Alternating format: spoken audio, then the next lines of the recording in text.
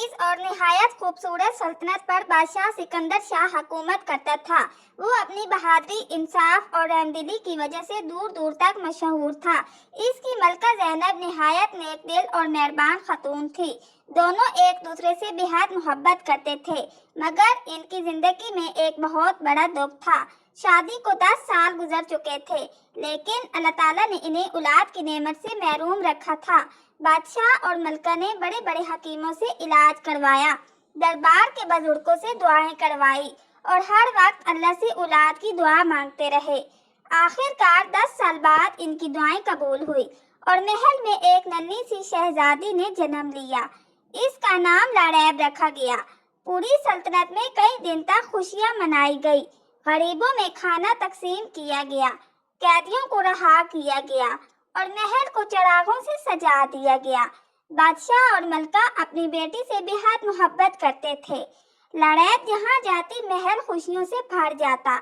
5 साल गुजरते ही लाड़ैब सबकी आंखों का तारा बन चुकी थी। एक दिन महल में सालाना जश्न मनाया जा रहा था।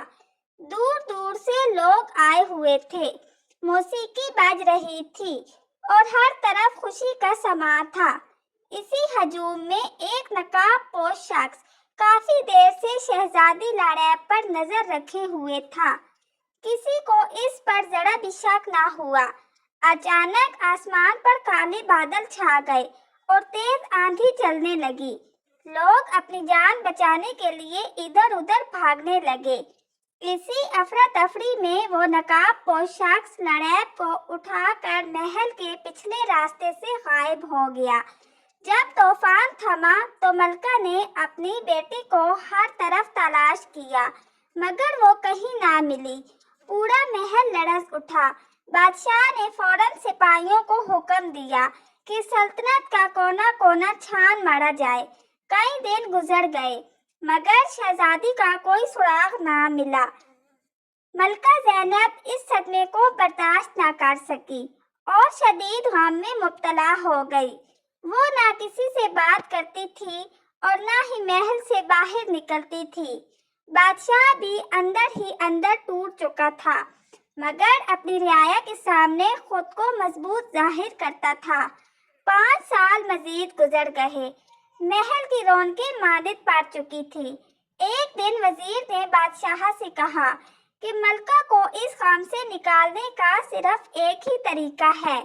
अगर किसी यतीम बच्ची को अपना लिया जाए तो शायद मलका की जिंदगी में दोबारा खुशी आ जाए। बादशाह पहले तो खामोश रहा, मगर मलका की हालत देखकर इसने इजाजत दे दी।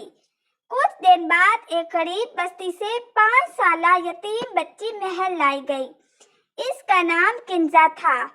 इसके माँ बाप दुनिया में नहीं थे और वो बड़ी मुश्किल से जिंदगी गुजार रही थी। मलका ने इसे गले से लगा लिया और अपनी बेटी की तरह पालने का फैसला कर लिया। किंजा को शाही लिबास पहनाए गए, बेहतरीन उस्तादिजा रखे गए और महल की हर सहूलत इसे दी गई। वक्त गुजरता गया और किंजा महल की शहजादी बनकर परवान चढ़ने लगी, मगर किस्मत अभी एक और हैरानकुन खेल खेलने वाली थी। किसी को मालूम ना था कि असल शहजादी लाड़ैब जिंदा है और एक दूर दराज गांव में एक बुजुर्ग बाबा जी की पनाह में पल रही है। बाबा जी ने कभी इसे इसकी हकीकत नहीं बताई, क्योंकि वो जानते थे कि अभी वक्त नहीं आया। लेकिन वक्त हमेशा एक जैसा नहीं रहता। एक ऐसा तूफान आने वाला था जो बरसों से छुपे हर राज को दुनिया के सामने ले आने वाला था। आखिर लाड़ैब को अगवा किसने किया था? बाबा जी इसकी असल हकीकत क्यों छुपा रहे थे और क्या बादशाह कभी अपनी हकीकी बेटी को पहचान सकेगा? ये जानने के लिए देखिए अगली किस्त। तब तक के लिए अपने चैनल सब्र शुक्र के साथ जुड़े रहिए। वीडियो को लाइक करें, चैनल को सब्सक्राइब करें और बेल आइकॉन जरूर दबाएं।